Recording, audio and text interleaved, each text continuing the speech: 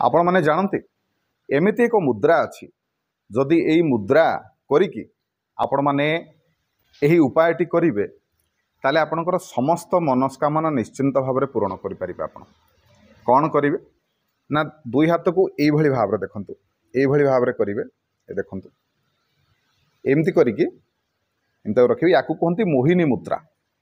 मोहिनी मुद्रा धारण करिकी मोहिनी मुद्रा करिकी कौनसी दुर्गा मंदिर माँ पार्वती मंदिर रे संध्या समय नचेत महादेव मंदिर रे संध्या समय जदि महादेव मंदिर रे करिवे ताहले चतुर्दशी होते भल। चतुर्दशी रे संध्या समय जदि यही मोहिनी मुद्रा रे आपण माने आपणकर जेकोसी मनोकामना महादेव को जनइबे ताले निश्चिंत भाव में पूर्ण हम। ठीक सेहीपरि माँ को मंदिर रे जदि करुछंती ताहले आपण माने संध्या समय करंतु। संध्या आलती होउथबो ए मुद्रा रे बसिबे किछि समय बसिबे जहाँ मनरे अच्छी जनइबे निश्चिंत भाव में माँ को मंदिर रे करंतु महादेव को मंदिर रे करंतु आपणकर मनस्कामना पूर्ण होबाटा निश्चिंत भाव में हम। ए उपायटी किछि दिन निहाती भाव में करिवे।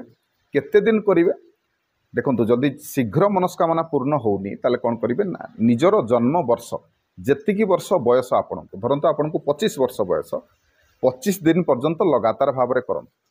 एभली विधि रे आपणकर बयस अनुसार आपण माने संख्या निर्णय करी करंतु निश्चिंत भाव में आपणकर मनस्कामना पूर्ण होबो। वीडियो भल लागिले समस्त को शेयर करिवे वीडियो को लाइक करिवे चैनल को निहाती भाव में सब्सक्राइब करने को अनुरोध रही।